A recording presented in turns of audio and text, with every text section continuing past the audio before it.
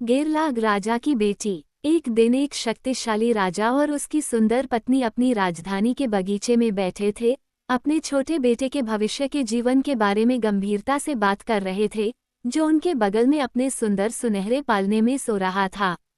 वे कई वर्षों से विवाहित थे और उन्हें कोई संतान नहीं थी, इसलिए जब ये बच्चा आया तो उन्होंने खुद को पूरी दुनिया में सबसे खुश जोड़ा समझा। वो एक अच्छा मजबूत छोटा लड़का था, जिसे लात मारना और मुक्का मारना पसंद था, लेकिन अगर वह कमजोर और छोटा भी होता तो भी वे उसे धरती पर सबसे अद्भुत प्राणी मानते, और वे उसके लिए योजना बनाने में इतने तल्लीन थे कि उन्होंने कभी भी एक बड़ी काली छाया को रेंगते हुए नहीं देखा, जब तक कि एक भयानक सिर जिसके दांत चमक रहे थे, उनके ऊपर नहीं फैल गया और एक पल में उनका प्यारा बच्चा छीन लिया गया। कुछ देर तक राजा और रानी वहीं खड़े रहे, भय से अवाक। फिर राजा धीरे से उठे और अपनी पत्नी की ओर हाथ बढ़ाते हुए उसे रोते हुए महल में ले गए, और कई दिनों तक उनकी प्रजा ने उन्हें नहीं देखा। इस बीच ड्रैगन हवा में ऊपर की ओर उड़ गया, अपने दांतों के बीच पालना पकड़े हुए, और बच्चा अभी भी सो रहा था। वह इतनी तेजी से उड़ा कि वह जल्द ही दूसरे राज्य की सीमाओं को पार कर गया, और फिर से उसने देश के राजा और रानी को बगीचे में बैठे देखा, साथ ही एक छोटी लड़की सफ़ेद साटन और लेस के एक अद्भुत पालने में लेटी हुई थी, पीछे से नीचे झपट्टा मारते हुए, जैसा कि उसने पहले किया था। वह पालना पकड़ने ही वाला था जब राजा ने छलांग लगाई और उसे अपने सुनहरे डंडे से ऐसा झटका दिया कि ड्रैगन न केवल पीछे हट गया, बल्कि अपने दर्द में लड़के को नीचे गिरा दिया। जैसे ही उसने अपने पंख फैलाए और सभी खतरों से दूर हवा में उड़ गया। ये तो बाल बाल बच गया, राजा ने अपनी पत्नी की ओर मुड़ते हुए कहा, जो डर के मारे पीली पड़ गई थी और अपने बच्चे को अपनी बाहों में कसकर पकड़े हुए थी। भयानक, रानी ने बड़बड़ाते हुए कहा, लेकिन देखो, वह चमकती हुई चीज क्या है जो वहां पड़ी है। राजा उसकी उंगली की दिशा में चला गया, और उसे आश्चर्य हुआ जब उसने एक और पालना और एक और बच्चा देखा। आह, राक्षस ने इसे चुरा लिया होगा क्योंकि वह गेरलॉग को चुराने की कोशिश कर रहा था, वह चिल्लाया। और नीचे झुककर उसने कुछ शब्द पढ़े जो लड़के के चारों ओर लपेटे गए बढ़िया लिनन पर लिखे थे। ये ग्रेथारी है, ग्रेथारी राजा का बेटा। दुर्भाग्य से ऐसा हुआ कि दो पड़ोसी राजाओं के बीच गंभीर झगड़ा हुआ, और कुछ सालों तक एक दूसरे के साथ संवाद बंद हो गया। इसलिए अपने बेटे की सुरक्षा के बारे में बताने के लिए ग्रेथारी को तुरंत एक दूत भेजने के बजाय राजा ने बच्चे को गोद लेने में ही संतोष कर लिया, जिसे राजकुमारी गेरलॉग के पास पाला गया। कुछ समय तक तो सब ठीक रहा, बच्चे दिन भर खुश रहते थे, लेकिन आखिरकार एक समय ऐसा आया जब रानी अब दौड़ नहीं सकती थी या बगीचे में उनके साथ लुका छिपी नहीं खेल सकती थी, जैसा कि उसे बहुत पसंद था, बल्कि वह नर्म तकियों के ढेर पर लेटकर उन्हें देखती रहती थी। धीरे धीरे उसने ये सब करना भी छोड़ दिया, और महल में लोग धीमी आवाज में बात करने लगे, और यहाँ तक कि गेरलॉग और ग्रेथारी भी जब उसके कमरे के पास आते तो धीरे धीरे चलते और चुपचाप चलते। आखिरकार एक सुबह उन्हें खुद राजा ने बुलाया, जिसने रोते हुए अपनी आंखों को लाल करते हुए उन्हें बताया कि रानी मर चुकी है। दोनों बच्चों का दुख बहुत बड़ा था, क्योंकि वे रानी से बहुत प्यार करते थे और उसके बिना जीवन नीरस लगता था।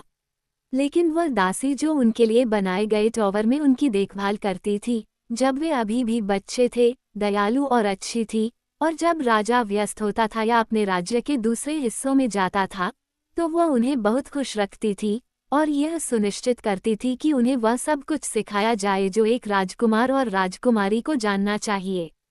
इस प्रकार 2 या 3 साल बीत गए, जब एक दिन, जब बच्चे उत्सुकता से अपने पिता के दूर के शहर से लौटने की प्रतीक्षा कर रहे थे, तो एक दूत महल के आंगन में तेजी से आया, जिसे राजा ने ये बताने के लिए भेजा था कि वो एक नई पत्नी को वापस ला रहा है।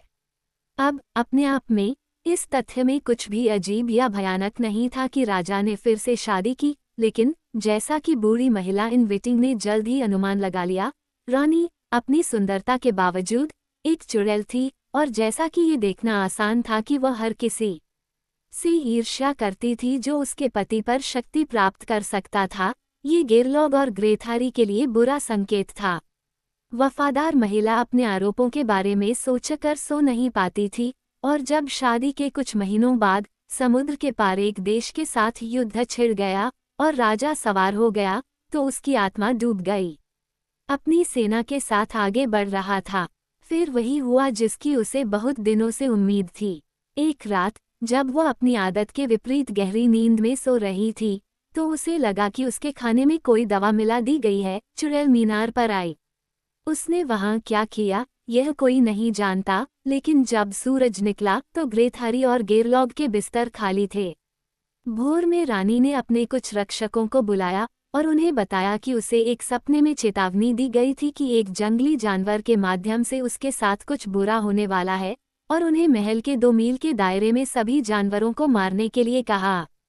लेकिन उन्हें केवल 2 काले रंग के अद्भुत सौंदर्य वाले घोड़े मिले जो राजा की सवारी के लिए उपयुक्त थे। उन्हें मारना दुखद लग रहा था क्योंकि 2 छोटे घोड़े किसी का क्या नुकसान कर सकते थे। इसलिए उन्होंने उन्हें मैदान में भाग जाने दिया और महल में वापस आ गए। जब वे पुनः रानी के सामने आए तो उन्होंने पूछा, क्या तुमने कुछ भी नहीं देखा? सचमुच कुछ भी नहीं? उन्होंने उत्तर दिया, कुछ नहीं महाराज। लेकिन रानी ने उनकी बात पर विश्वास नहीं किया और जब वे चले गए तो उसने अपने प्रबंधक को आदेश दिया कि रात के खाने के समय पहरेदारों को अच्छी तरह से शराब पिलाई जाए ताकि उनकी जुबान खुल जाए, और इसके अलावा वह उनकी बकबक पर ध्यान दे और जो कुछ भी वे कहें उसकी सूचना उसे दे। महारानी की आज्ञा का पालन किया गया है। जब शाम को वह राजसी कक्षों में प्रवेश की भीख मांग रहा था तो प्रबंधक ने कहा, लेकिन आखिरकार पुरुषों ने आपको सच बताया है। मैंने उनकी बातचीत शुरू से अंत तक सुनी और उन्होंने 2 काले घोड़ों को छोड़कर कुछ भी नहीं देखा। वह और भी कुछ कह सकता था, लेकिन रानी की चमकती आंखों में देखकर वह भयभीत हो गया और जल्दी से झुककर वह उसके सामने से जल्दी से चला गया। 1 सप्ताह के बाद राजा घर आया और सभी दरबारी उसे देखकर बहुत खुश हुए। अब शायद उसे चिल्लाने के लिए कोई और मिल जाए, वे आपस में फुसफुसाए। वह रानी थी जिसने इन दिनों अपने सेवकों पर अपना गुस्सा निकाला था। हालांकि ऐसा क्या हुआ था जिससे वह इतनी क्रोधित हो गई थी, यह कोई नहीं जानता था। लेकिन इसका जो भी अर्थ हो, राजा के अपनी पत्नी के बजाय महल में शासन करने से चीजें निश्चित रूप से सुधरेंगी। दुर्भाग्य से उनकी खुशी केवल कुछ ही समय तक रही। पहली रात के लिए राजा के आने के बाद रानी ने अपनी अनुपस्थिति में देखे गए बुरे सपने के बारे में बताया और उससे विनती की कि वह अगली सुबह बाहर जाए और शहर के 2 मील के दायरे में जो भी जीवित प्राणी दिखे उसे मार डाले। राजा, जो हमेशा रानी की हर बात पर विश्वास करता था, ने रानी की इच्छा के अनुसार कार्य करने का वादा किया। लेकिन महल के चारों ओर के सुंदर बगीचों से गुजरने से पहले वह लाल बेरी वाले होली के पेड़ पर बैठे 2 छोटे नीले पक्षियों के गायन से आकर्षित हुआ, जिसने उसे उन सभी सुंदर चीजों के बारे में सोचने पर मजबूर कर दिया जिनके बारे में उसने कभी सुना या कल्पना की थी। घंटों बीत गए और पक्षी अभी भी गा रहे थे और राजा अभी भी सुन रहा था। हालांकि निश्चित रूप से उसने कभी अनुमान नहीं लगाया कि यह गेरलॉग और ग्रेथारी थे जिनके स्वर उसे मंत्रमुग्ध कर रहे थे। अंत में अंधेरा छा गया, पक्षियों की आवाजें शांत हो गईं और राजा चौंक कर उठा और पाया कि आज के लिए रानी से किया गया उसका वादा पूरा नहीं हो सकता। अच्छा, क्या तुमने कुछ देखा? जब राजा उसके कमरे में दाखिल हुआ तो उसने उत्सुकता से पूछा।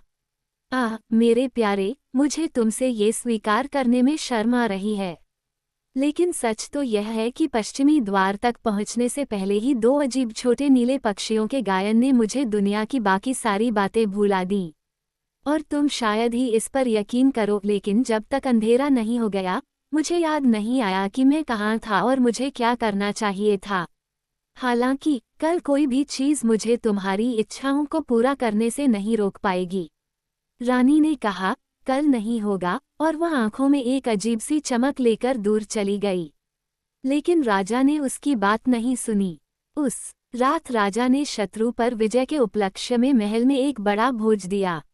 रानी ने जंगली जानवरों को मारने के लिए जिन 3 लोगों को भेजा था वे घर में भरोसेमंद पद पर थे, क्योंकि रानी के शरीर की देखभाल का जिम्मा उन्हीं को सौंपा गया था और किसी दावत के अवसर पर उनका स्थान हमेशा राजा के बगल में होता था। इसलिए रानी के लिए उनके प्यालों में धीमा लेकिन जानलेवा जहर डालना आसान था, बिना किसी को पता चले। भोर से पहले महल में ये खबर फैली कि राजा मर चुका है और पहरेदारों के 3 अधिकारी भी मर रहे हैं। बेशक किसी की चीखें और विलाप रानी की तरह जोरदार नहीं थे, लेकिन जब एक बार शानदार अंतिम संस्कार समाप्त हो गया तो उसने कहा कि वह अपने शोक के वर्ष तक खुद को दूर के महल में बंद रखने जा रही हैं। समाप्त हो गया था और राजा के एक रीजेंट की नियुक्ति के बाद वो केवल एक नौकरानी के साथ बाहर निकली जो उसके सभी रहस्यों को जानती थी। एक बार जब वो महल से बाहर निकल गई तो उसने जल्दी से अपने मंत्रों का प्रयोग करना शुरू कर दिया ताकि पता चल सके कि गेरलॉग और ग्रेथारी किस रूप में छिपे हुए हैं। सौभाग्य से राजकुमारी ने एक पूर्व गवर्नेस के अधीन जादू का अध्ययन किया था, इसलिए वह अपनी सौतेली माँ की दुष्ट साजिश को समझने में सक्षम थी और जल्दी से खुद को एक व्हेल में बदल लिया और अपने पालक भाई को उसके पंख में बदल दिया। फिर रानी ने एक शार्क का रूप धारण किया और उसका पीछा किया। कई घंटों तक व्हेल और शार्क के बीच भयंकर युद्ध चलता रहा और समुद्र खून से लाल हो गया। पहले एक लड़ाका जीता और फिर दूसरा, लेकिन अंततः देखने के लिए जमा हुई छोटी मछलियों की भीड़ को ये स्पष्ट हो गया कि जीत व्हेल की ही होगी। और ऐसा ही हुआ। लेकिन जब एक शक्तिशाली संघर्ष के बाद शार्क पानी की सतह पर मृत और हानिरहित तैरने लगी तो व्हेल इतनी थक गई थी कि उसके पास केवल अपने घायल शरीर को एक शांत छोटी खाड़ी में खींचने के लिए पर्याप्त शक्ति थी और 3 दिनों तक वह वहां स्थिर और गतिहीन रही, जैसे कि वह खुद मर चुकी हो।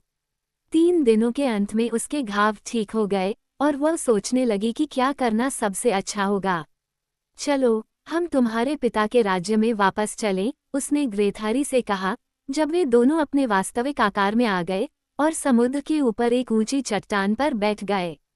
तुम कितनी चतुर हो, मुझे ऐसा कभी नहीं सोचना चाहिए था, ग्रेथारी ने उत्तर दिया, जो वास्तव में बिल्कुल भी चतुर नहीं थी। लेकिन गेरलॉग ने उसके कपड़े से सफ़ेद पाउडर का एक छोटा सा डिब्बा निकाला और कुछ अपने ऊपर और कुछ अपने ऊपर छिड़का और बिजली की गति से वे खुद को महल के मैदान में पा गए जहां से कई साल पहले ड्रैगन ने ग्रेथारी को उठा लिया था। अब सुनहरे अक्षरों वाली पट्टी उठाओ और उसे अपने माथे पर बांधो, गेरलॉग ने कहा, और हिम्मत करके महल में जाओ। और याद रखो, चाहे तुम्हारी प्यास कितनी भी बड़ी क्यों ना हो, तुम्हें तब तक कुछ नहीं पीना चाहिए जब तक तुम अपने पिता से बात ना कर लो। अगर तुम ऐसा करोगे तो हम दोनों के लिए बुरा होगा। मुझे प्यास क्यों लगेगी? ग्रेथारी ने उसे आश्चर्य से घूरते हुए उत्तर दिया। मुझे महल के द्वार तक पहुंचने में 5 मिनट नहीं लगेंगे। गेरलॉग ने उसे पकड़ लिया शांति, लेकिन उसकी आंखों में एक उदास भाव था। अलविदा, उसने आखिरकार कहा और वह मुड़ी और उसे चूमा। ग्रेथारी ने सच कहा था जब उसने घोषणा की कि वह 5 मिनट में आसानी से महल तक पहुंच सकता है। कम से कम किसी ने सपने में भी नहीं सोचा होगा कि इसमें और भी अधिक समय लग सकता है। फिर भी उसे आश्चर्य हुआ कि दरवाज़ा जो इतना खुला था कि वह अंदर के पर्दों का रंग देख सकता था, कभी भी नज़दीक नहीं आया, जबकि हर पल सूरज और अधिक गर्म हो रहा था और उसकी जीभ प्यास से सूख रही थी। मैं समझ नहीं पा रहा हूँ, मेरे साथ क्या समस्या हो सकती है और मैं इतने समय पहले महल क्यों नहीं पहुँचा? उसने खुद से ही बड़बड़ाया, क्योंकि उसके घुटने थकान के कारण उसके नीचे कांपने लगे थे और उसका सिर तैरने लगा था। कुछ और कदम वह अंधाधुंध लड़खड़ाता हुआ आगे बढ़ा, जब अचानक बहते पानी की आवाज़ उसके कानों में पड़ी और रास्ते के किनारे एक छोटे से जंगल में उसने एक चट्टान से गिरती हुई एक धारा देखी। ये नज़ारा देखकर गेरलॉग से किया गया उसका वादा भूल गया। अपने कपड़ों को फाड़ने वाली झाड़ियों से अपना रास्ता बनाते हुए वह फव्वारे के पास लेट गया और एक पेड़ से लटके हुए सुनहरे प्याले को पकड़कर उसने एक गहरी घूंट पी ली। जब वह उठा तो गेरलॉग और उसके पिछले जीवन की यादें गायब हो चुकी थीं और उसकी जगह खुले दरवाजे पर हाथ फैलाए खड़े सफ़ेद बालों वाले आदमी और औरत को देखकर उसके भीतर कुछ मंद मंद हलचल हुई। ग्रेथारी, ग्रेथारी, तो तुम आखिरकार घर आ गई, वे चिल्लाए। 3 घंटे तक गेरलॉग उस जगह पर इंतजार करती रही जहां ग्रेथारी ने उसे छोड़ा था और फिर उसे समझ में आने लगा कि क्या हुआ था।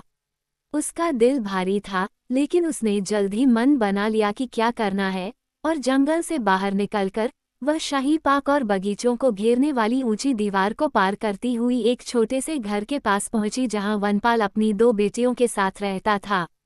क्या आप झाड़ू लगाने और गायों का दूध दूहने के लिए एक लड़की चाहते हैं?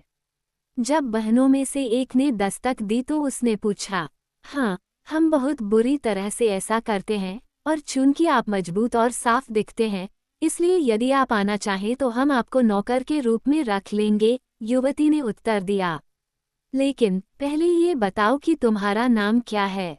लॉफरथाक गेरलॉग ने जल्दी से कहा, क्योंकि वह नहीं चाहती थी कि कोई जाने कि वह कौन है, और अपनी नई मालकिन के पीछे घर में जाकर उसने बिना देर किए अपना काम सीखने की भीख मांगी। और वह इतनी चतुर थी कि धीरे धीरे यह बात चारों ओर फैलने लगी कि वनपाल के घर में रहने आई अजनबी लड़की की कुशलता और सुंदरता में पूरे राज्य में कोई बराबरी नहीं थी। इस तरह साल बीतते गए, जिसके दौरान गेरलॉग एक महिला बन गई। कभी कभी उसे जंगल में शिकार करने के लिए निकलते समय ग्रेथारी की झलक मिल जाती थी, लेकिन जब वो उसे आते देखती तो बड़े पेड़ों के पीछे छिप जाती, क्योंकि उसका दिल अभी भी उसकी भूलने की आदत से दुखी था। हालांकि एक दिन जब वह जड़ी बूटियां इकट्ठा कर रही थी, तो वह अचानक उसके पास आ गया, इससे पहले कि वह भाग पाती। हालांकि उसने अपना चेहरा और हाथ भूरे रंग से रंग लिए थे और अपने सुंदर बालों को लाल रंग की टोपी से ढांक लिया था, इसलिए उसे नहीं लगा कि वह उसकी पालक बहन है। तुम्हारा नाम क्या है, सुंदर युवती? उसने पूछा। लॉफरथाक लड़की ने नम्रता से उत्तर दिया। आह, ये तो तुम ही हो, जिसके बारे में मैंने बहुत सुना है, उसने कहा। तुम इतनी सुंदर हो कि तुम अपना जीवन वनपाल की बेटियों की सेवा में नहीं बिता सकती। मेरे साथ महल में चलो, और मेरी माँ रानी तुम्हें अपनी दासियों में से एक बना लेंगी। सचमुच, ये बहुत बड़ी किस्मत होगी, युवती ने जवाब दिया। और अगर तुम सच में ऐसा चाहते हो, तो मैं तुम्हारे साथ चलूंगी। लेकिन मैं कैसे जानूंगी कि तुम मजाक नहीं कर रहे हो? मुझे आपके लिए कुछ करने को दीजिए, और मैं वह काम करूंगा, चाहे वह कुछ भी हो, युवक ने उत्सुकता से कहा। और उसने अपनी आंखें नीचे झुका ली और उत्तर दिया। अस्तबल में जाओ और वहां जो बछड़ा है उसे बांध दो ताकि वह रात में कहीं और न भटक जाए, क्योंकि वनपाल और उसकी बेटियों ने मेरे साथ अच्छा व्यवहार किया है और मैं उन्हें अपना कोई भी काम अधूरा छोड़कर नहीं छोड़ना चाहता। इसलिए ग्रेथारी उस अस्तबल की ओर चल पड़ा जहां बछड़ा खड़ा था, और उसने रस्सी को उसके सींगों पर लपेट दिया। लेकिन जब वो उसे दीवार से बांधने लगा, तो उसने पाया कि रस्सी का एक कुंडल उसकी कलाई के चारों ओर मुड़ गया था, और उसने उसे जितना हो सके उतना खींचा, लेकिन वह बच नहीं पाया। वह मुक्त नहीं हो सका। सारी रात वह छटपटाता रहा और संघर्ष करता रहा, जब तक कि वह थककर आधा मर नहीं गया। लेकिन जब सूरज निकला तो अचानक रस्सी उसके हाथ से छूट गई, और युवती पर बहुत क्रोधित होकर वह खुद को घसीटता हुआ महल में वापस आ गया। वो एक चुड़ैल है, उसने खुद से गुस्से में कहा, और मैं अब उससे कोई संबंध नहीं रखूंगा। और वह अपने बिस्तर पर लेट गया और सारा दिन सोता रहा। इस साहसिक कार्य के कुछ समय बाद ही राजा और रानी ने अपने प्रिय पुत्र को 7 राजकुमारियों में से एक दुल्हन की तलाश के लिए पड़ोसी देश में एक दूत के रूप में भेजा। सबसे सुंदर लड़की को चुना गया और युवा जोड़ा बिना किसी देरी के राजकुमार के माता पिता के राज्य के लिए जहाज पर सवार हो गया। हवा अनुकूल थी और जहाज इतना तेज था कि उम्मीद से कम समय में महल के सबसे नजदीकी बंदरगाह पर पहुंच गए। समुद्र तट के पास एक शानदार गाड़ी तैयार रखी गई थी, लेकिन कोई घोड़ा नहीं मिला, क्योंकि सभी को एक महान समारोह में भाग लेने के लिए ले जाया गया था जिसे राजा उस दिन अपने बेटे की शादी के सम्मान में आयोजित करने वाला था। मैं यहाँ पूरा दिन नहीं रुक सकती, राजकुमारी ने क्रोधित होकर कहा, जब ग्रेथारी ने उन्हें अपनी दुर्दशा के बारे में बताया। मैं पहले से ही पूरी तरह थक चुकी हूँ, और आपको गाड़ी खींचने के लिए कुछ ढूंढना होगा, चाहे वह गधा ही क्यों न हो। अगर आप ऐसा नहीं करते हैं, तो मैं सीधे अपने पिता के पास वापस चली जाऊंगी। बेचारा ग्रेथारी राजकुमारी की बातों से बहुत परेशान हो गया। ऐसा नहीं था कि वह उससे बहुत प्यार करता था, क्योंकि यात्रा के दौरान उसने उसे कई बार दिखाया था कि वो कितनी घमंडी और गुस्सैल है, लेकिन एक राजकुमार और एक दूल्हे के रूप में वो ये नहीं सोच सकता था कि उसके साथ कोई अपमान किया गया है।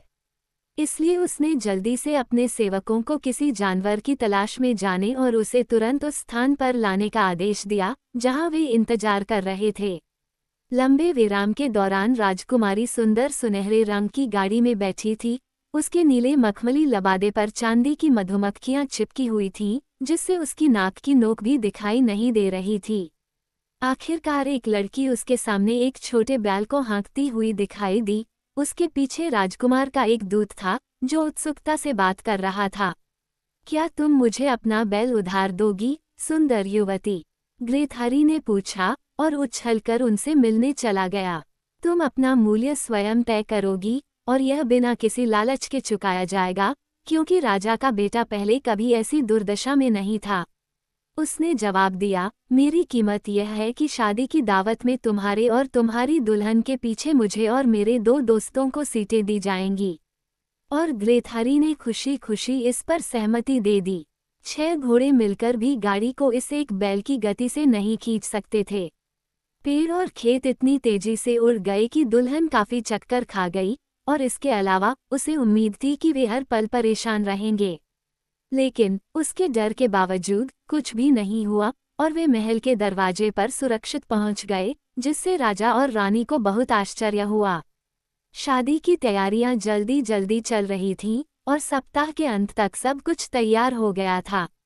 शायद ये सौभाग्य की बात थी कि इस दौरान राजकुमारी अपने कपड़ों और गहनों में इतनी व्यस्त थी कि उसने ग्रेथारी पर ज्यादा ध्यान नहीं दिया। इसलिए जब शादी का दिन आया तो वह लगभग भूल ही गया था कि यात्रा के दौरान वह कितनी क्रोधित और असभ्य थी। शहर के सबसे बुजुर्ग पुरुष और महिलाएं इस बात पर सहमत थे कि शादी के जुलूस से ज्यादा शानदार कुछ भी नहीं देखा गया था जब दुल्हन महल में समारोह से पहले बड़े हॉल में जाती थी, जहां भोज का आयोजन किया जाना था। राजकुमारी बहुत खुश थी। उसे लग रहा था कि सभी की निगाहें उस पर हैं, और उसने झुककर दाएं बाएं मुस्कुराया। राजकुमार का हाथ थामे वह गर्व से कमरे से नीचे चली गई, जहां मेहमान पहले से ही इकट्ठे थे, दूल्हे के बगल में मेज के सिरहाने अपनी जगह पर। जैसे ही उसने ऐसा किया, नीले, हरे और लाल रंग के चमकीले कपड़े पहने 3 अजीब महिलाएं अंदर आईं और युवा जोड़े के ठीक पीछे एक खाली बेंच पर बैठ गईं।